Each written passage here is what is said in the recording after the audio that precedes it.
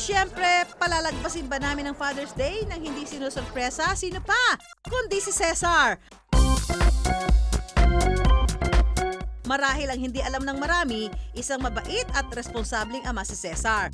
Kaya nararapat lang na maghanda kami ng sorpresa para sa kanya. Ano ba to? Ito ba yung hanging garden? Kunyari, may shooting kami sa pasyalang ito. Oh, yung mga magulang, lalo na yung mga tatay, no? Pwede nyo dalhin yung inyong mga anak dito. Amo po ni Jasmine, ganyan, di ba? Si Aladdin, ganon. I'm the king of the world! Walang kaalam-alam si Cesar na sa loob ng nasabing pasyalan, naghahanda na pala ang aming staff para sa isang Father's Day surprise. Siyempre, dapat present din ang kanyang pamilya.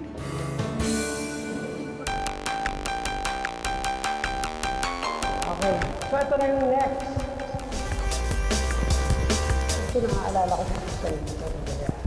Yan. Kakapit ako, tapos, ganyan. Pati paa.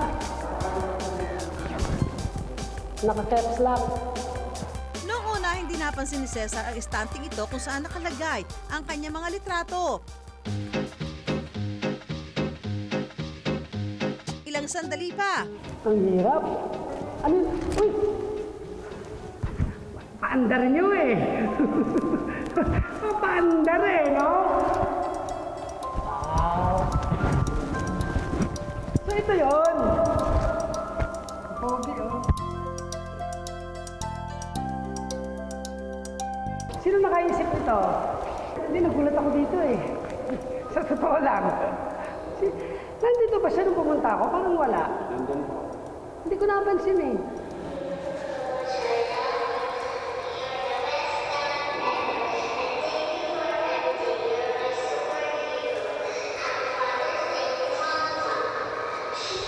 Parang kilala kayo, boss.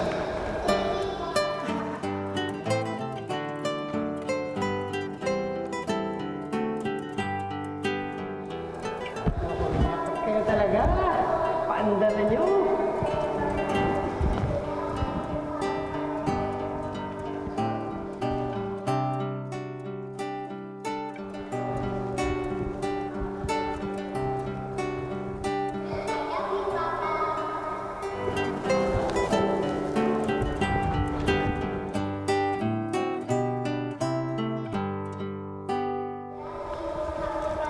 Pero hindi pa dyan natatapos ang aming sorpresa.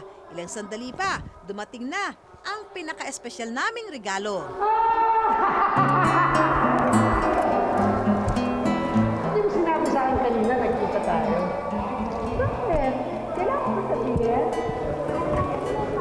Father's Day, Papa.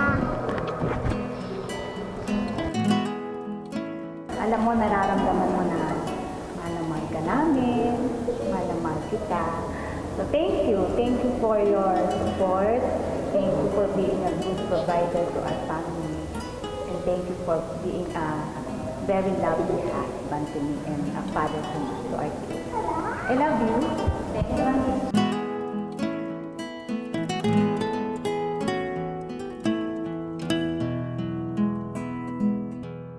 Naramdaman ko talagang tatay na tatay ako. Lalo na nakita ko at yung gift na binigay niyo sa akin eh.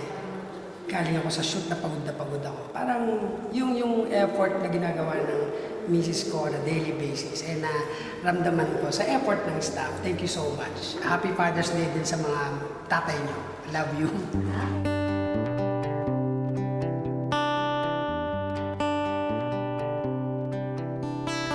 Ang hirap maging tatay, magdamag magbabantay, gigising ng maaga, kahit puyat at matay maga.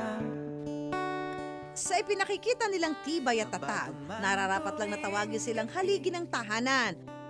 Uunahin ang kapakanan ng kanyang pamilya bago isipin ang kanyang sarili, isasakripisyo ang lahat sa ngalan ng responsibilidad. Merong isang Kaya naman sa lahat ng mga ama, tatay, daddy at erpat, Happy Father's Day! Saludo kami sa inyong kabayanihan. wala nang ibang hangarin,